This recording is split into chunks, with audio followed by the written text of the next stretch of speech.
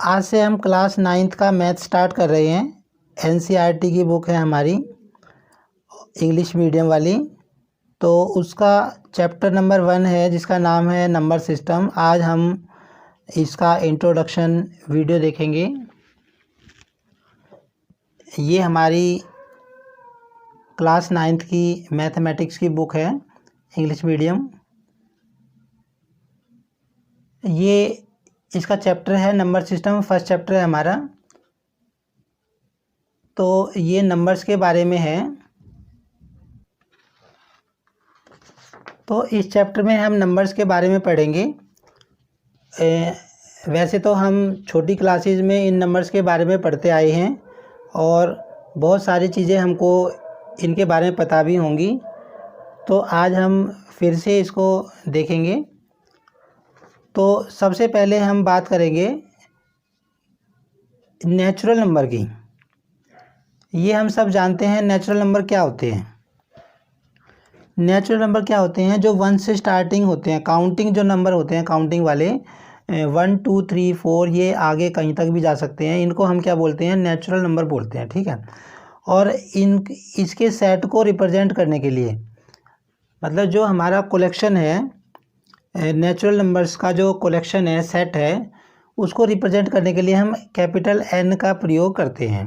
Capital N से हम natural numbers के सेट को लिखते हैं, ठीक है। इसके बाद बात आती है, अगर हम जो ये हमारे नेचुरल नंबर हैं, इसमें अगर हम 0 और ले लें, अगर हम इसमें 0 और ले लें तो हमारा क्या बन जाएगा? तो वो जो कलेक्शन आएगा वो उसको कहते हैं हम होल नंबर। अगर 0 से स्टार्टिंग कर दें और इसके सेट को हम W से प्रेजेंट करते हैं, ठीक है। इसके बाद अब बात आती है इंटीजर्स की।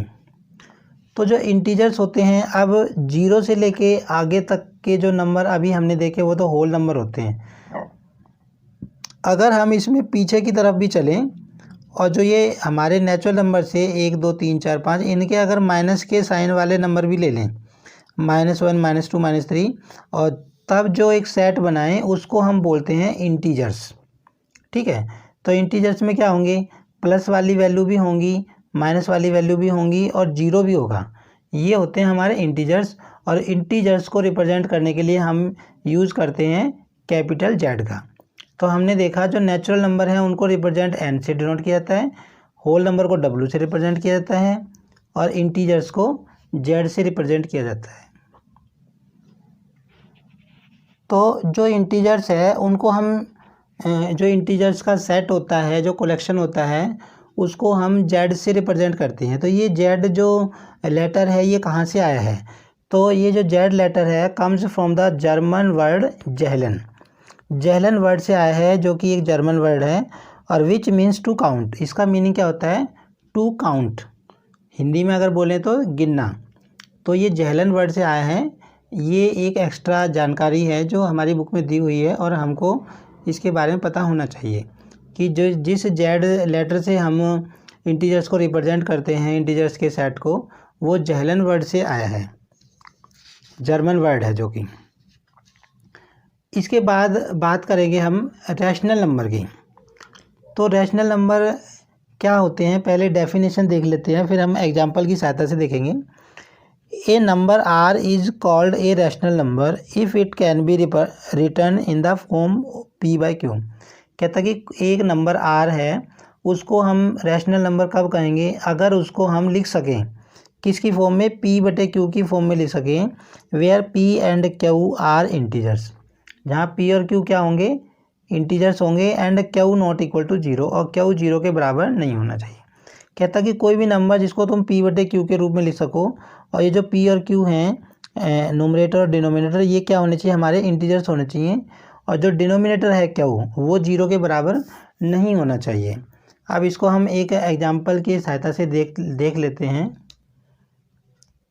तो रैशनल नंबर की डेफिनेशन हमने क्या पढ़ी? हमने पढ़ी कि कोई भी नंबर जिसको आप P/Q के रूप में लिखो, ठीक है। P/Q के रूप में अगर आप लिख सको, जहाँ पर ये P और ये Q क्या होने चाहिए? ये दोनों इंटीजर्स होने चाहिए। इंटीजर्स कौन से? अभी हमने देखे इंटीजर्स कौन से होते हैं। ये जिसमें पॉजिटिव वैल्यू भी हो, 0 1 2 3 4 कहीं तक चले जाओ आगे, और माइनस की वैल्यूज़ भी हों, ये सारे, ठीक है। तो इन नंबरों में से कोई भी नंबर उठा के हम ऊपर भी लिख सकते हैं, नीचे भी लिख सकते हैं। मतलब ये जो P और Q है, इनमें से ही एक होना चाहिए, ठीक है। और एक उसने शर्त और दी है क्या, कि जो Q है ये नीचे वाला, वो 0 नहीं होना चाहिए। तब हम उस नंबर को क्या बोलेंगे, इंटीजर बोलेंगे, नहीं रैशनल नंबर बोलेंगे। तो एग्जांपल लेते हैं, जैसे कि मान लो हमने लिखा -4/5, तो क्या ये रैशनल नंबर है? ये रैशनल नंबर है। क्यों? क्योंकि देखो इसका ऊपर वाला -4 है, एक इंटीजर है, नीचे वाला 5 एक इंटीजर है, ठीक है, और नीचे वाला 0 भी नहीं है, ये हमारा रैशनल नंबर है, ठीक है। अच्छा, अब हमने लिखा 0/7, क्या ये एक रैशनल नंबर है? जी हाँ, ये एक रैशनल नंबर है। 0, अब देखो ऊपर वाला P है, तो क्या एक इंटीजर है? हाँ, ये P इंटीजर है, और नीचे वाला भी इंटीजर है, 7 इंटीजर में आएगा, और नीचे 0 भी नहीं है। मतलब ये दो कंडीशन फुलफिल होने चाहिए, न्यूमरेटर और डिनोमिनेटर 0 नहीं होना चाहिए, और जो डिनोमिनेटर है वो हमारा 0 नहीं होना चाहिए, और न्यूमरेटर डिनोमिनेटर हमारा क्या होना चाहिए, इंटीजर होने चाहिए, ठीक है। अच्छा, क्या 6/0 रैशनल नंबर होगा? ये रैशनल नंबर होगा? ये रैशनल नंबर नहीं होगा। क्यों नहीं होगा भाई?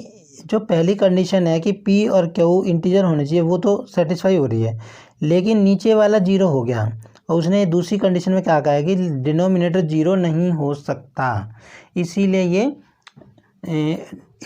रैशनल नंबर नहीं है। और भी एग्जांपल ले सकते हैं, जैसे 4/5 है, रैशनल नंबर है, 0/5 है, रैशनल नंबर है, 3/-9 है, रैशनल नंबर है ना, और 7/-0 लिखेंगे, रैशनल नंबर नहीं है। ये सारे रैशनल नंबर हैं। तो इस तरह हम कह सकते हैं कि रैशनल नंबर वो है जो P/Q के रूप में लिखा जा सके। अब हम एक इम्पोर्टेंट बात समझेंगे कि हमने देखो नेचुरल नंबर देखे, ठीक है, हमने नेचुरल नंबर देखे, कौन से होते थे? जो 1 से स्टार्ट होते हैं अप टू कहीं तक चले जाएं, ठीक है। फिर हमने होल नंबर देखे, होल नंबर कौन से होते हैं? जो 0 से स्टार्ट होते हैं कहीं तक चले जाएं, ठीक है।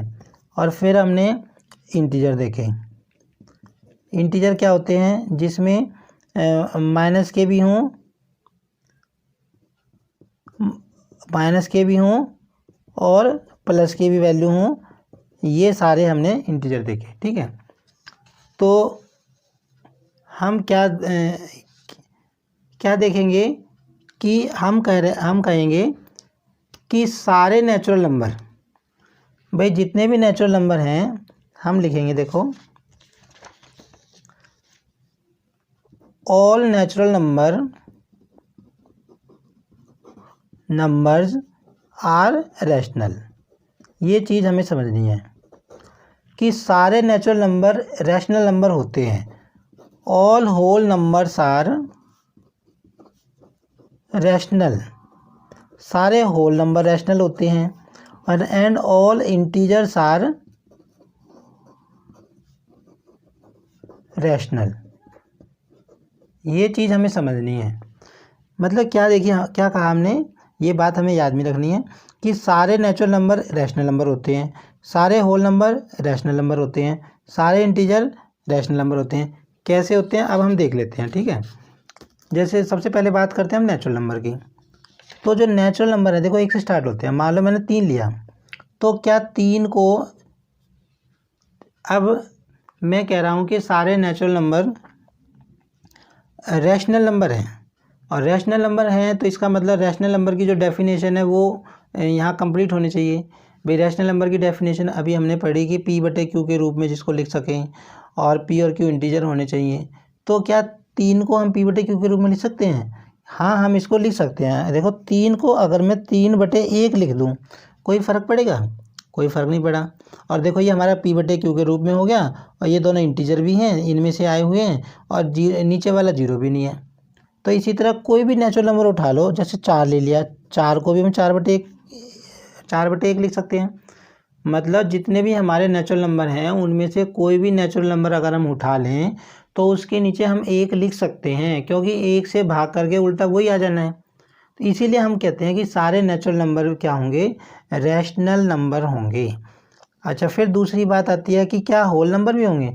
तो होल नंबर भी इसी तरह हम होल नंबरों को भी हम इसी तरह P/Q के रूप में लिख सकते हैं। भाई जैसे देखो 1 से तो हमने देख ही लिया, अभी 1 से तो आगे तो सारे नेचुरल नंबर में काउंट हो ही गए। बात आती है 0 की, तो 0 को भी हम 0/1 लिख दें तो 0 ही आएगा। तो सारे होल नंबर्स हैं, उनमें से कोई भी एक नंबर ले लें, हम सेलेक्ट कर लें और उसके नीचे 1 लगा दें तो कोई फ़र्क नहीं पड़ेगा और वो P/Q के रूप में हो जाएगा और रैशनल नंबर बन जाएगा।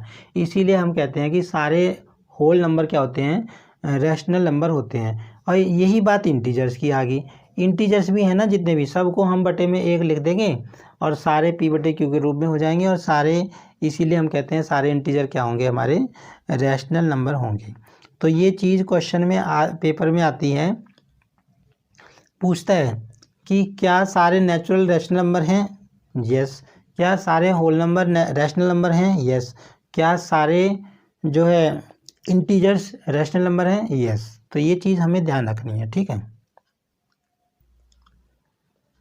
अब हम देखेंगे इक्विवेलेंट रैशनल नंबर क्या होते हैं। एक होता है equivalent rational number. Rational number के बारे में हम पढ़ लिया, आप पढ़ेंगे इक्विवेलेंट रैशनल नंबर क्या होते हैं।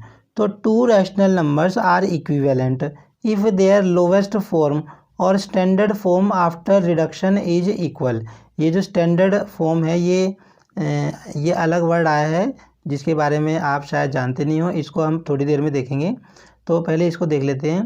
कहता है कि 2 रैशनल नंबर आर इक्विवेलेंट होंगे इफ़ देयर लोवेस्ट फॉर्म, कहता है लोवेस्ट फॉर्म और standard form after reduction is equal, कि लोवेस्ट फॉर्म और स्टैंडर्ड फॉर्म दोनों की इक्वल हो। अब इसको हम एग्जांपल से समझेंगे, ठीक है।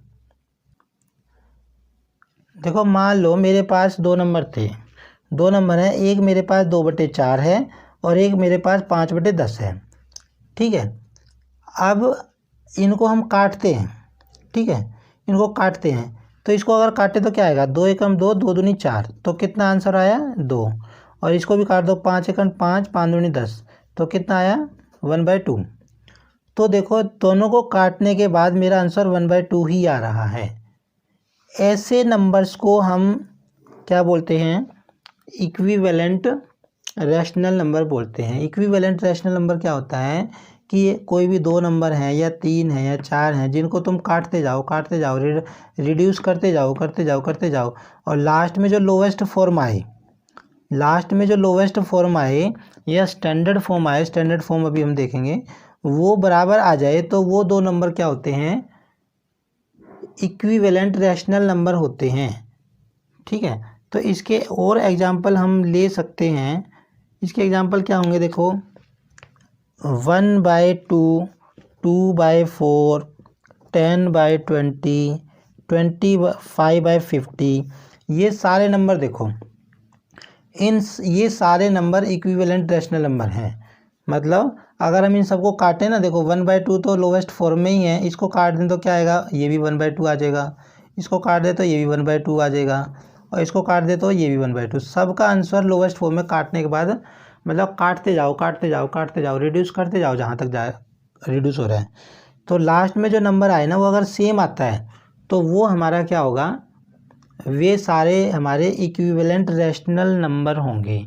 ये चीज़ हमें याद रखनी है, ठीक है। अब स्टैंडर्ड फॉर्म देखते हैं हम क्या होती है। देखो स्टैंडर्ड फॉर्म क्या होती है। स्टैंडर्ड फॉर्म में rational number, a rational number is said to be in standard form if the numerator and denominator have only 1 common factor. कहता है कि न्यूमरेटर और डिनोमिनेटर में सिर्फ एक कॉमन फैक्टर हो 1 and the denominator is always positive, और denominator क्या होना चाहिए, पॉजिटिव होना चाहिए। इसको अभी हम एक एग्जांपल से देख लेते हैं। जैसे देखो हमने 2/3 लिया है, मतलब स्टैंडर्ड फॉर्म का मतलब क्या है कि पहली बात तो उसने कही कि जो न्यूमरेटर और डिनोमिनेटर हैं उनमें कोई भी अगर कॉमन फैक्टर मिल रहा है, कॉमन मतलब जो दोनों में आया हुआ हो।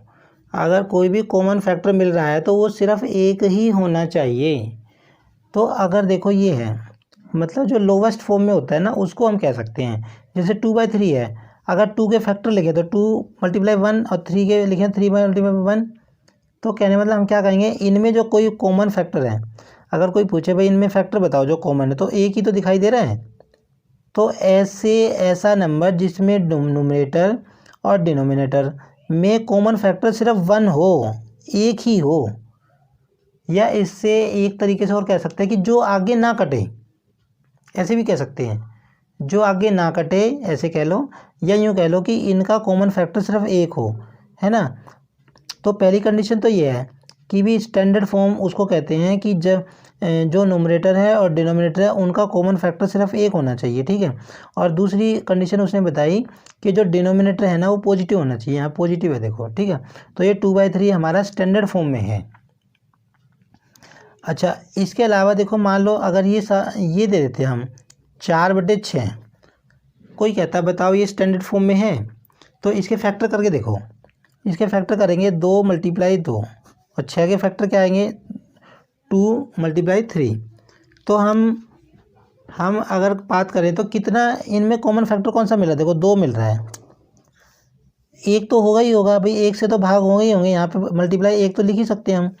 तो एक तो है ये, इसके अलावा 2 और कॉमन फैक्टर मिल गया। तो ये हमारा स्टैंडर्ड फॉर्म में नहीं है। न्यूमरेटर और डिनोमिनेटर में एक के अलावा और भी कोई नंबर आपस में मैच कर रहा है, कॉमन फैक्टर मैच कर रहा है, इसको हम स्टैंडर्ड फॉर्म में नहीं कहेंगे, ठीक है। तो स्टैंडर्ड फॉर्म का मतलब क्या है कि एक तरह से हम ये कह सकते हैं लोवेस्ट फॉर्म, काटते जाओ लास्ट में, मतलब जो आगे ना कटे, ठीक है, और उसको हम क्या बोलेंगे, स्टैंडर्ड फॉर्म बोलेंगे। तो जैसे जो 2/3 है ना, 2/3 हमने कहा कि भी 2/2 और 3 में है ना कोई भी कॉमन फैक्टर मैच नहीं कर रहा एक के अलावा। तो पता है ऐसे नंबर्स को क्या बोलते हैं, इनको बोलते हैं को प्राइम। क्या बोलते हैं ये याद रखना है, ठीक है। को प्राइम किसको बोलते हैं, ऐसे दो नंबर जिनमें एक के अलावा कोई भी कॉमन फैक्टर ना हो, ठीक है, उनको बोलते हैं हम को प्राइम। तो स्टैंडर्ड फॉर्म की डेफिनेशन हम ऐसी भी दे सकते हैं कि जिसका न्यूमरेटर और डिनोमिनेटर को प्राइम हो और नीचे वाला पॉजिटिव हो। अब एक बार और देखो इसकी डेफिनेशन देख लेते हैं हम दोबारा, स्टैंडर्ड फॉर्म की क्या लिखी थी उसने। A rational number is said to be in standard form if the numerator and denominator have only one common factor, ठीक है, and the denominator is always positive. Denominator क्या होना चाहिए, हमेशा पॉजिटिव होना चाहिए। तो ये हमने किस लिए पढ़ा था स्टैंडर्ड फॉर्म, ये इसलिए पढ़ा था कि हम इसकी बात कर रहे थे इक्विवेलेंट रैशनल नंबर की, कि 2 rational numbers are said to be equivalent if their lowest form और standard form after reduction is equal, ठीक है। कहता था कि भाई कोई भी 2 नंबर हमारे इक्विवेलेंट कहलाए जाएंगे यदि या तो वे लोवेस्ट फॉर्म में हो या वो स्टैंडर्ड फॉर्म में हो। तो एक सिंपल सी बात तुम्हें याद कर रखनी है कि इक्विवेलेंट रैशनल नंबर वो होते हैं जिनको काटते जाएं तो सेम नंबर आ जाए, ठीक है, उनको हम इक्विवेलेंट रैशनल नंबर बोलेंगे। अब हमने एक चीज़ देखी कि देखो हमने इक्विवेलेंट रैशनल नंबर देखे, देखो 1/2 था, 5/10 था, 10/20 था, और 20/40 हो गया, और 25/50। ये सारे नंबर क्या हैं, ये सारे नंबर इक्विवेलेंट रैशनल नंबर हैं, क्योंकि अगर इन सबको काटेंगे ना, काटते जाएंगे तो सबका उत्तर क्या आना है, हमारा 1/2 ही आना है।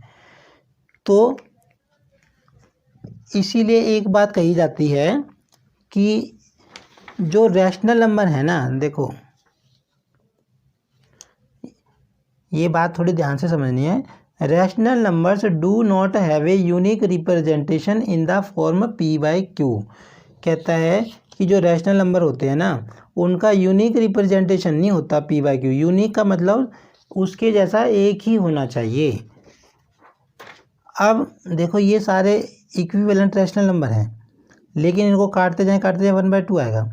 अगर कहे कि भाई इनको रिप्रेजेंट करो, इनको नंबर लाइन पे रिप्रेजेंट करो, ठीक है, सबको नंबर लाइन पे रिप्रेजेंट करो, तो सबका उत्तर अलग अलग नहीं आएगा, सबका उत्तर सेम आएगा, यूनिक नहीं आएगा। यूनिक का मतलब है कि एक तो हम कहीं भी इनको रिप्रेजेंट करते, जैसे एग्जांपल की देख लेते हैं कि जैसे मान लो भाई हमने एक तो नंबर लिया 3/2, ठीक है, एक लिया 5/2, तो 3/2 कितना होता है, अगर इसको डिवाइड करेंगे 1/2 1 जा 2 और 1/1.5 आएगा, और ये कितना आएगा 2.5। तो अगर इनको हम नंबर लाइन पे दिखाएंगे, ठीक है, तो हमारी नंबर लाइन ये होती है, देखो ये हमने पढ़ी होगी छोटी क्लासेस में। तो 2.5 हम कहाँ शो करेंगे, यहाँ करेंगे शो, है ना। 2.5 तो हम यहाँ शो करेंगे 2.5, और 1.5 कहाँ करेंगे, यहाँ करेंगे। तो हमने देखा है कि 3/2 और 5/2 का जो रिप्रेजेंटेशन किया, मतलब हमने इसको दिखाया नंबर लाइन पे, तो उनका यूनिक रिप्रेजेंटेशन आ रहा है, मतलब अलग अलग आ रहा है भाई, इसके जैसा ये नहीं, इसके जैसा ये नहीं, डिफरेंट आ रहे हैं।